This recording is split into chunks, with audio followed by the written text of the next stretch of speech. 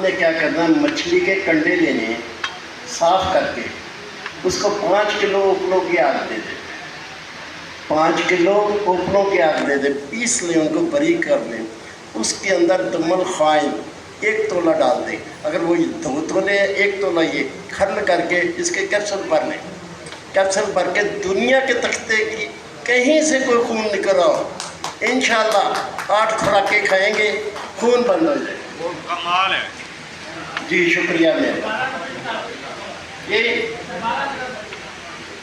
ऐसे करना है कि मछली के जो यानी कि कांटे होते हैं वो साफ करके आपने ले लेने हैं, उसको बारीक करके आपने उसके कुज्जी के अंदर डाल के 5 किलो ओपनों की आग दे देनी, ये कुश्ता हो जाएगा।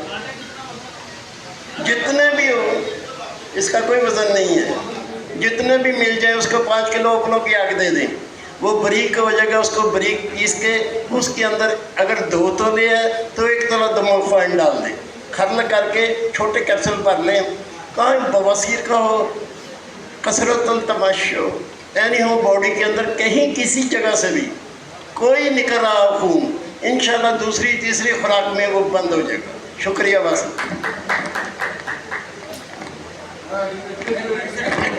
जी काश्मीर साहब जिंदाबाद। जाकल्ला जी, अस्सलाम वालेकुम वरहमतुल्लाहि वबरकातुहू।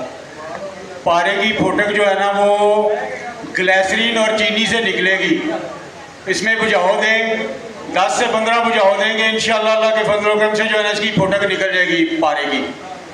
और दूसरी बात यह है कि लोग जो है ना तांबे के कुश्ते में फंसे में वाइट कर लेते हैं, लेकिन बा करंट नहीं होता। जितना तांबा वाइट किया ना कुश्ता, उसमें बराबर का जो है ना दार चिकना जो है ना खर्ल करके ना अलग से खर्ल करना, मिक्स नहीं करना खर्ल। तो इसको जो है ना बंद करके कुजी में छोटे से कप में 1 पाव की आग में इंशाल्लाह एक ही आग में जो है ना बा करंट होगा अल्लाह के फजल करम से, और ये मुजर्रब है अल्हम्दुलिल्लाह। बंद खोड़ और जो